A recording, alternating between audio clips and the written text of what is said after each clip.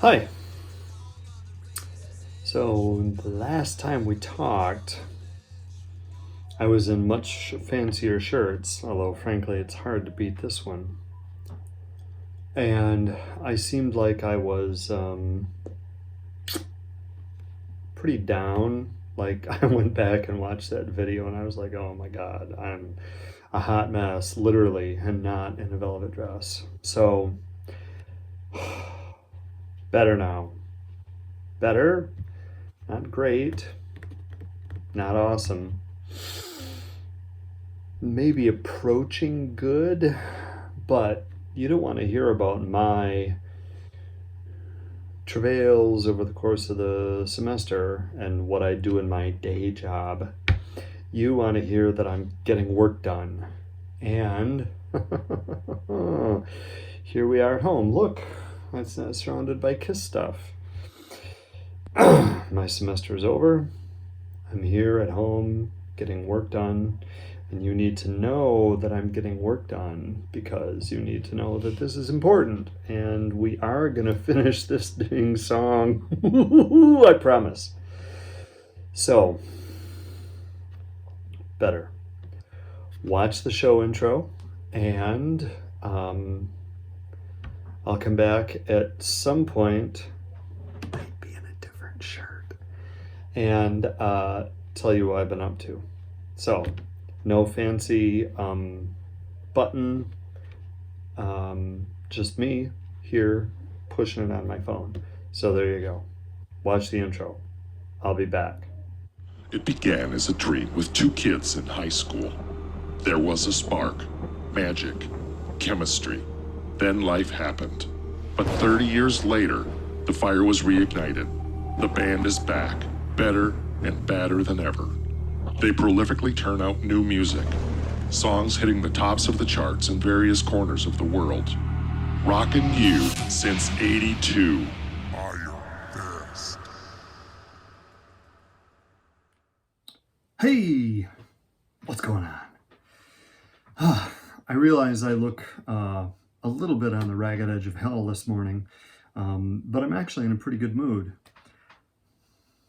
I'm actually in enough of a good mood to recognize that Ragged Edge of Hell is actually not a bad song title, but probably we should get Bloody Mary done first. So, toward that end, Mike and I, bouncing stuff back and forth, have definitely been, I got the glare in my glasses, I'm sorry. I'm sitting in my home office because the semester will be over, and I can see I've got the little glare going on right here.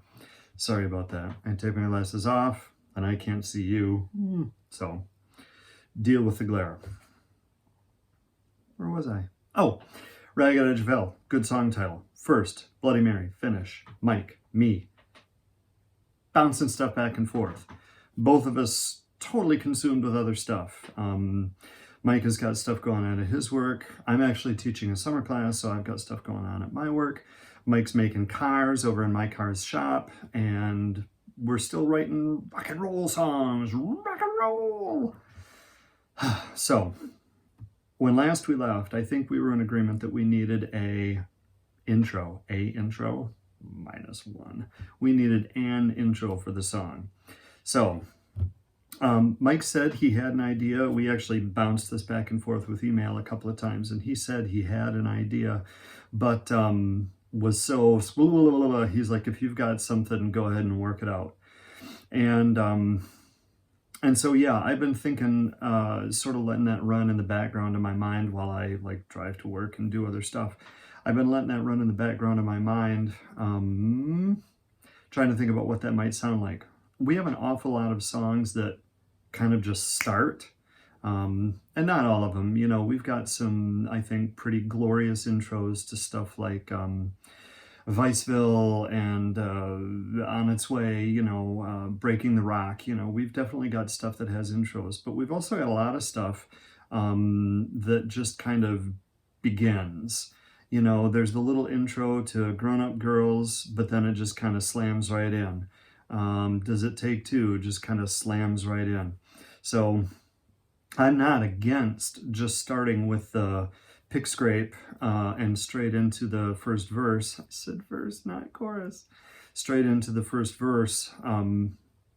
But this felt like the kind of song that maybe should have an intro. So an easy way to go would be to just take most of the opening riff that underlies that first verse and do that a few times.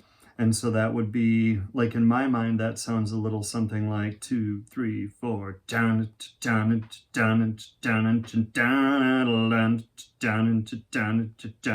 down, just kind of repetitive like that with those palm mutes that he's doing, or whatever the term is, but I think it's palm mutes. And not move it up from the A to the D chord, but just let it keep kind of riffing on that A, and then down through that flat third, down and down, down, down, down, down. And after it does that a couple of times, it could have some noodly stuff that he does or Frank does over top of it for a little bit, and then that pick scrape, and we're in. So that could be the sort of traditional way to go about it. I started hearing in my mind a little bit of sort of eerie pick work that kind of layers guitars over top of each other. It was like a hi-yah right at my face. And so I've been trying to work something like that up. And let me get it pulled up for you here on my computer, and I will let you see what it is I'm talking about. I've got Finale open on my computer here, and this is the idea that I'm talking about. Layer 1. Totally not playing because I soloed that. Okay. Layer 1 with a little woodblocky click in.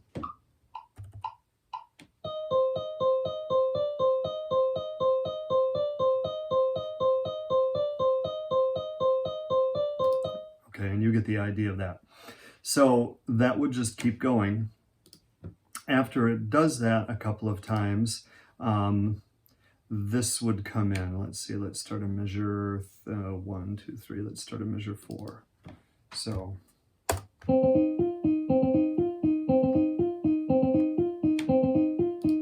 And so if you take those together,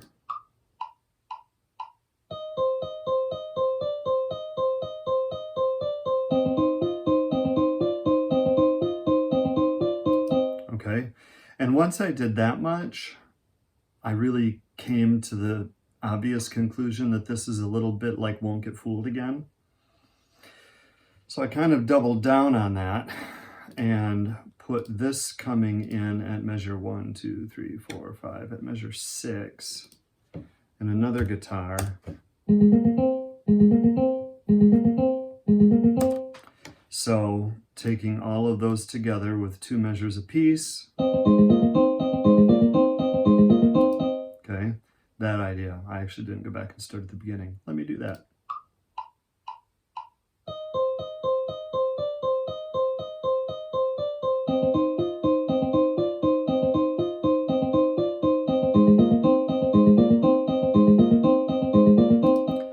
And then lastly, one more guitar that comes in over the top. And this is all just, you know, obviously really poor quality, clean electric guitar or something like that. One more time.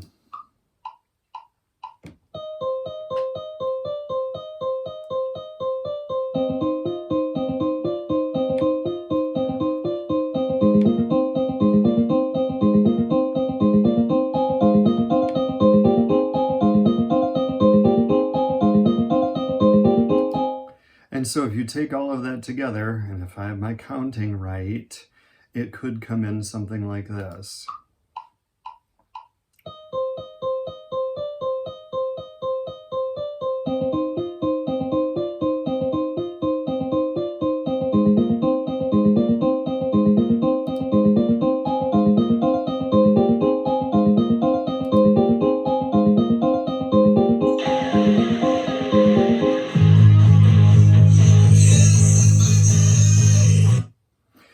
Now, the only problem, other than the Who thing, The only problem I have with what I have crafted here so far is that it's not particularly spooky, and I want it to be spooky precious. And the composer and me made all of the respective notes where they line up on top of each other, more karate, made all of the notes fit, but I'm not feeling menace. I'm not feeling menace. So I do like the first line.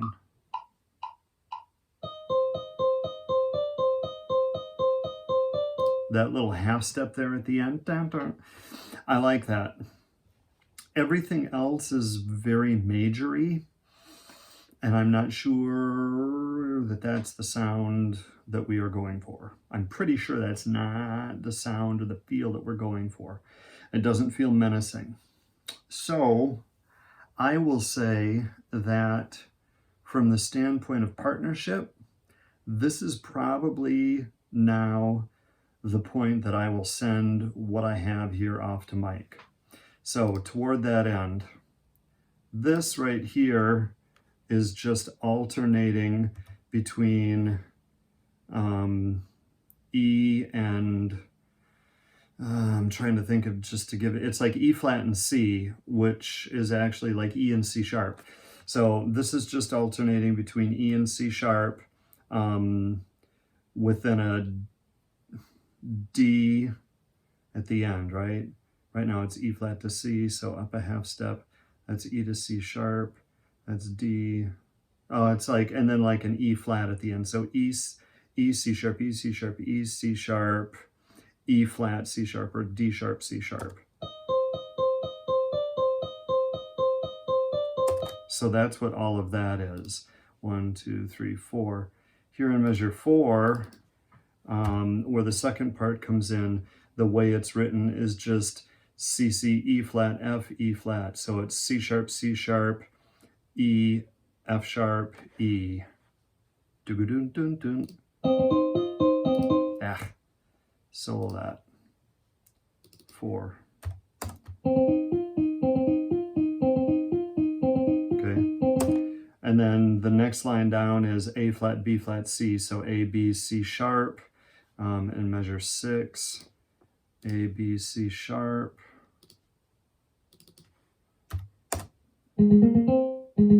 See, that's really major. And then the end is measure 8.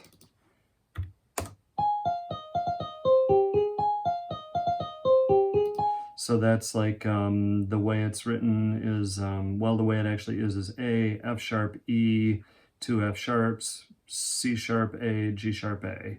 Dun, dun, dun, dun, dun, dun, dun, dun, dun. So, Mike, that at least gives you the pitches that I'm playing, but it's all real majory.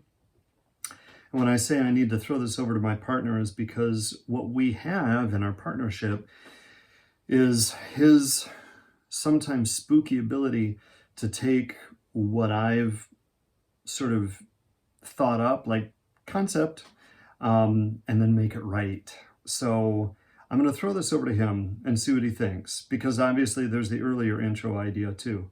I'm going to throw this over to him and see what he thinks. And if he likes this idea of these like layery things that just dump out into the pick scrape and into the first measure, maybe he's got a way to menace it up, to spookify it.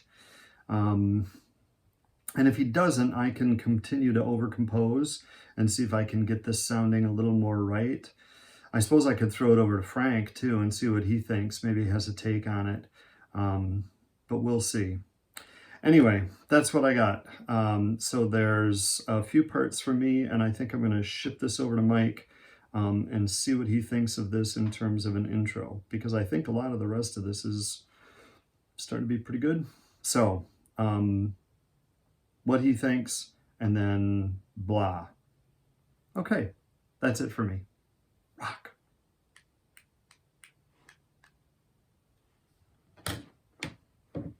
No, I'm still recording, see? I'm still recording. Stop.